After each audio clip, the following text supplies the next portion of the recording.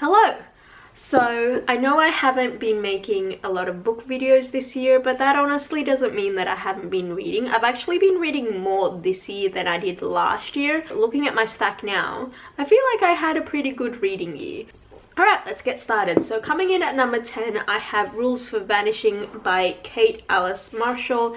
This is a YA horror paranormal novel. And it's told in kind of mixed media. There's no pictures or anything like that, but it's descriptions of photos, descriptions of videos and transcripts and stuff. So basically it's about this girl whose sister went missing, and she's really determined to find her because in this town that they live in, there's this urban legend about a vanishing road. I'm trying to remember the synopsis without giving anything away, but there's this secret road that you have to sort of walk through, and there's a game that people in the town play. It's kind of like an urban legend kind of game. So the main character's sister recently disappeared, and she thinks it's because her sister played that game, so she wants to play the game as well and find this secret road and go through this urban legend road thing to try and find her sister, because she doesn't believe that her sister would just run away, which is what everyone believes. So yeah, I thought as a YA horror novel, I find it really hard to enjoy a lot of YA horror, and I really enjoyed this one. I did listen, so I listened to it on audio, which I think is like a really good format for this kind of book, because it is told in like video descriptions and photo descriptions and like transcripts and things like that from the police. So I read it on audiobook, and then I got the physical copy as I was halfway through, and I started reading along while I was listening to it. So I highly recommend that one. Moving on to number 9, I have Sorrow and Bliss by Meg Mason. This is an interesting book. So the reason why it's number 9 and not higher up, even though I think I really enjoyed it, is because I have kind of a complicated relationship with this book. So it's one of those books, let me just tell you the synopsis. So it's about this young woman. We meet her in the first chapter on her 40th birthday. She has a birthday party that her husband just sort of surprised through for her, and it's kind of, we find out that they have a sort of marriage problem. They're on the brink of divorce, I think, in the beginning. I read this so long ago. And so the whole story is kind of going back to when she was 17 and kind of seeing what her life was like. Now, when she was 17, something happened to her, and she was diagnosed with a mental illness condition. And so we follow her going through, you know, all her mental health stuff until the age of 40. And the age of 40, this birthday party is sort of the sort of breaking point. And I don't know if I should say anymore, but basically, without giving too much away, this deals a lot with mental health, obviously, and it also deals with being misdiagnosed for a mental health condition. That's all I'm gonna say. You should definitely read it. I really like it. However, here's where the complicated part comes in. While I was reading this, because Meg Mason is such a good author, such a good writer, especially because parts of it I was also listening to the audiobook. I found this secondhand, which was good because I really enjoyed it. But I was like reading and listening to it at the same time. The main character is not the most likable main character, and I was so frustrated with all the mistakes that she made, and sort of, I don't want to say anymore because anyway, she's not a very likable main character. And I think that's why I just sort of, I was so done with this book by the end, towards the end, and I just wanted to finish it because I just did not want to read about this character anymore. However, I think we're supposed to not really like her. We're supposed to like her in the beginning and feel bad for her and stuff, but we're also supposed to see the ugly sides of her, and whether that be due to the misdiagnosis or whether that's just her personality, that's very vague. That's not what this book is about, I don't think.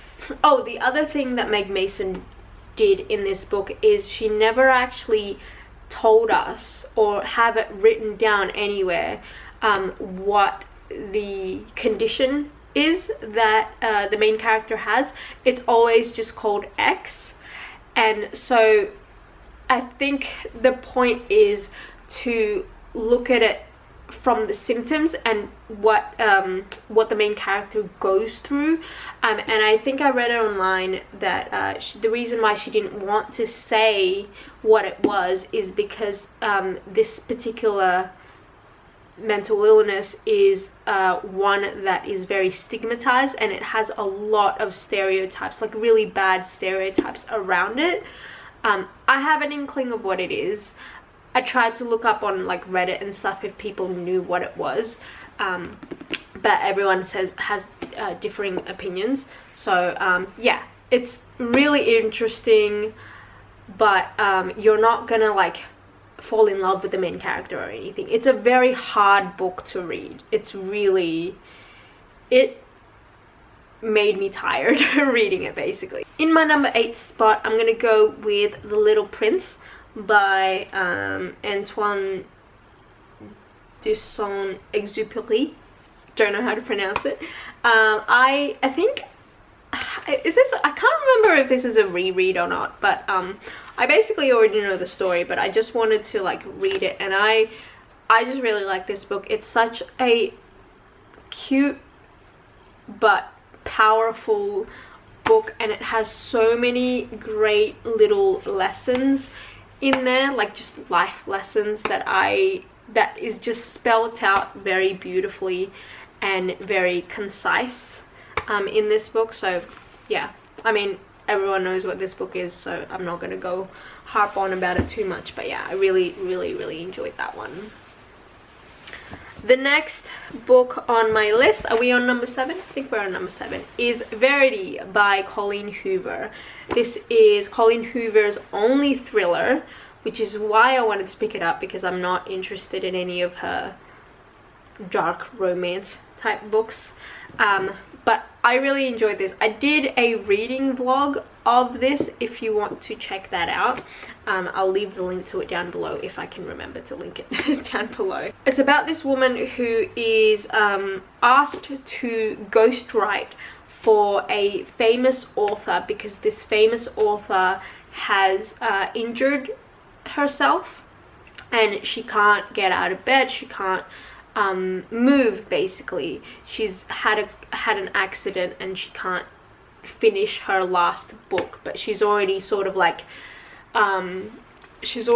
agreed on this contract with her publisher. So they hired this ghostwriter, which is the main character, and so the main character has to live in the author's house because all her notes and all her like writings and stuff are in there, so she has to sort of work from this author's office.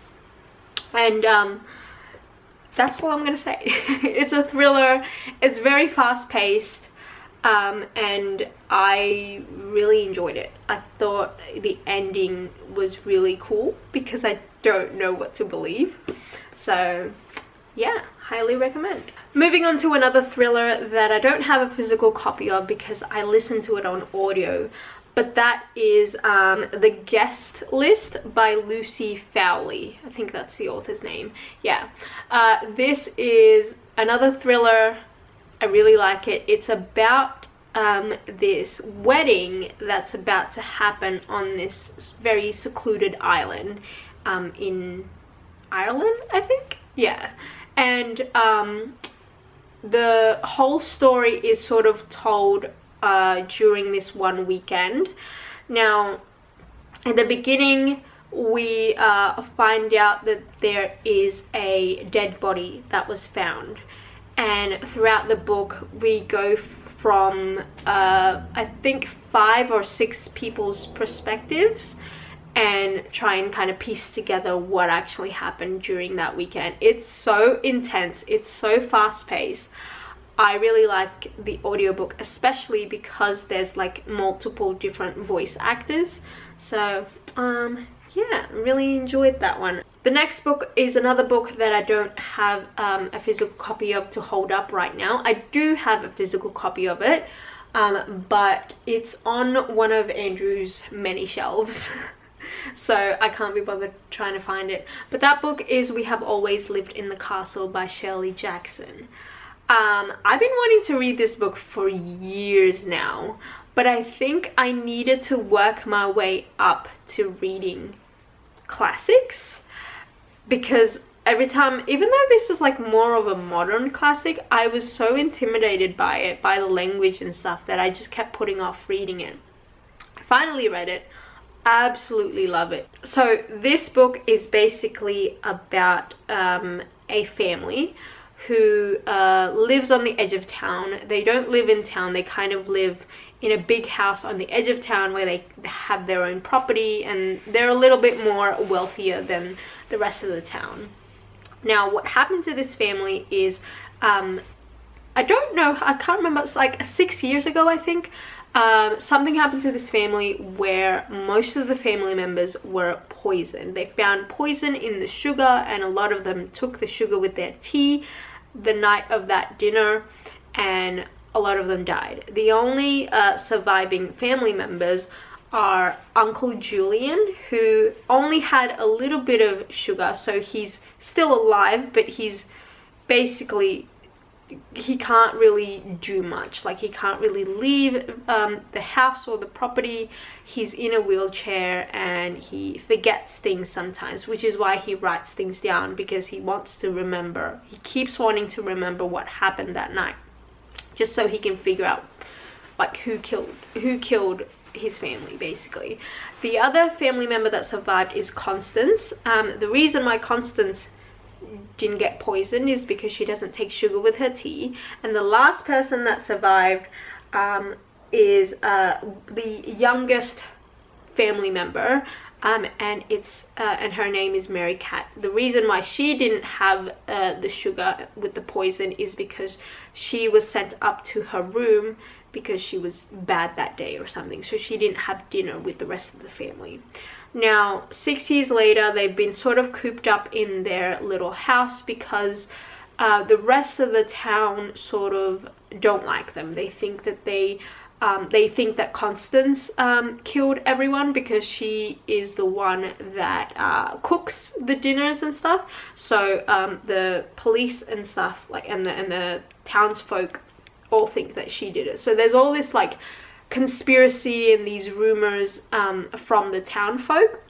And then there's also this paranoia that we see a lot of from Mary Cat, because Constance never wants to leave the house. Uncle Julian can't leave the house, so Mary Cat is the one that has to go into town and get the groceries and stuff. And as she's, you know, walking around the town, she hears people whisper about her. She's a very angry, spiteful, and just paranoid character. She kind of so the first few pages, basically the first chapter is sort of her going through the town, and she wants to make sure that she's also very superstitious as well, so she has these rituals that she does to make sure that she has a good day, to make sure that everything goes well while she's in town.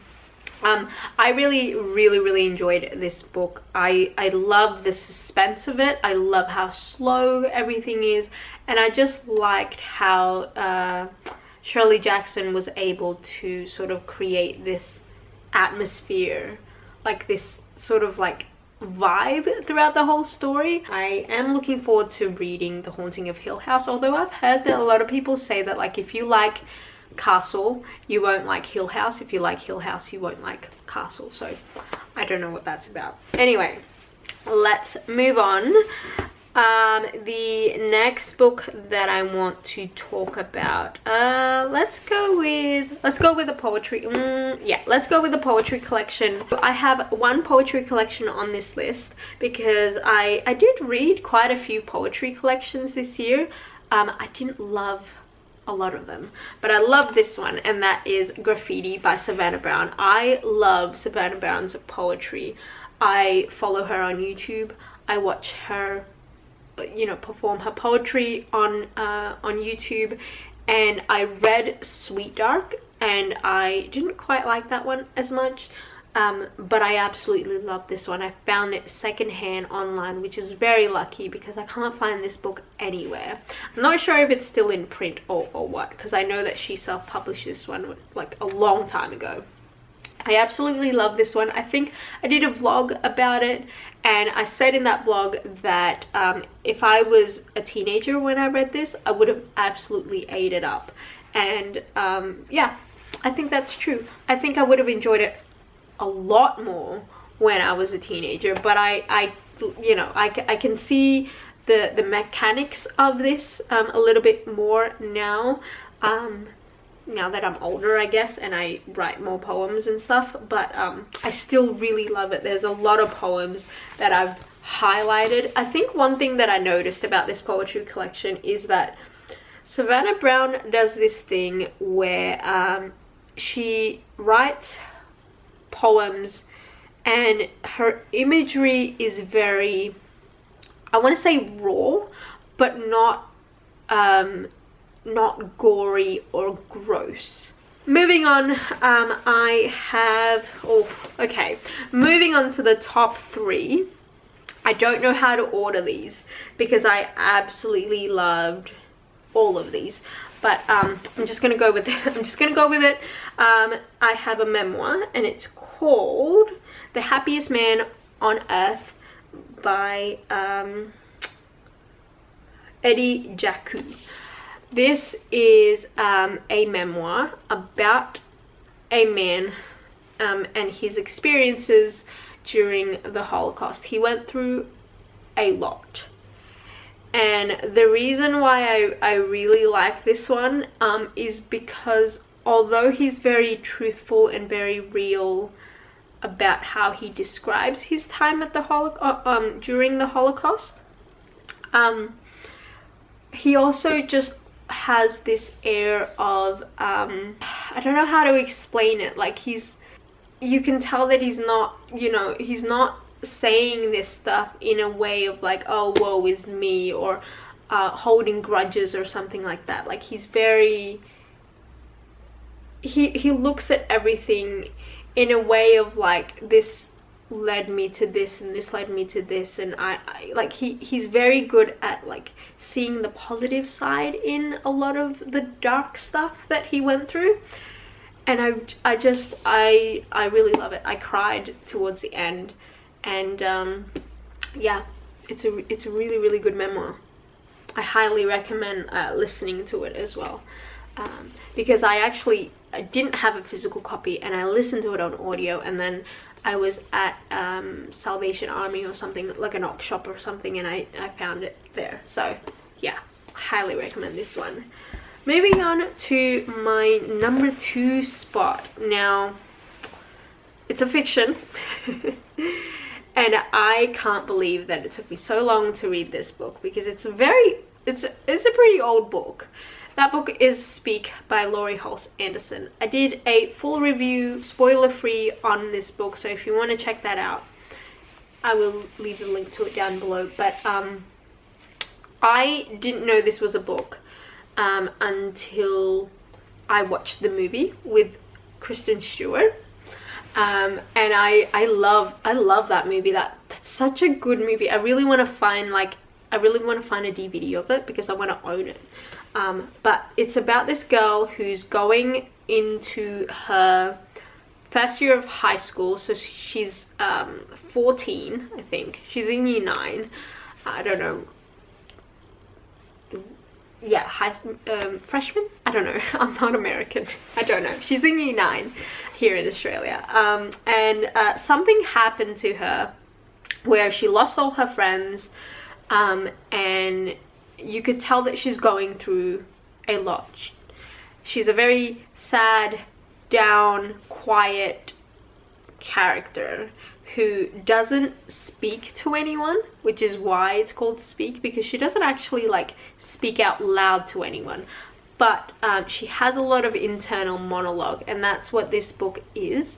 And I really like how it's written in sort of, it's not really diary entries, it's more like little headings of things. So she would put like the heading of like PE class or something, and then she'll write about an event that happened during, like, in regards to that. So yeah, I really like it because even though I watched the movie and I know exactly what the mystery is, the author still did a great job of wanting me to keep reading. Melinda has such a easy voice to follow. She's also quite funny. She's got this like dry humor type of voice in her writing, so I really like that. And yeah, I don't know what else to say. I really love this book. I think if you're looking for a good, serious, hard-hitting YA book, I would highly recommend this one, because before reading this, I was sort of feeling like I was outgrowing YA a little bit. And I think for the most part I am outgrowing YA.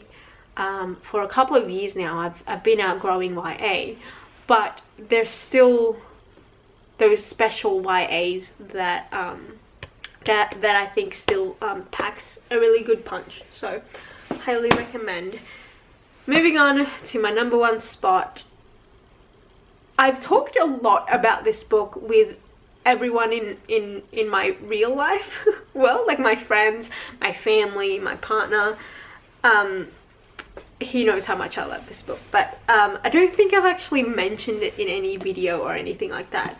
But that book is a memoir, and it is a very popular memoir that everyone read this year, and it's I'm Glad My Mom Died by Jeanette McCurdy. I don't think I need to explain to you what this book is about, because I think you've probably already heard from other videos and stuff and reviews and stuff. But yeah, I love it.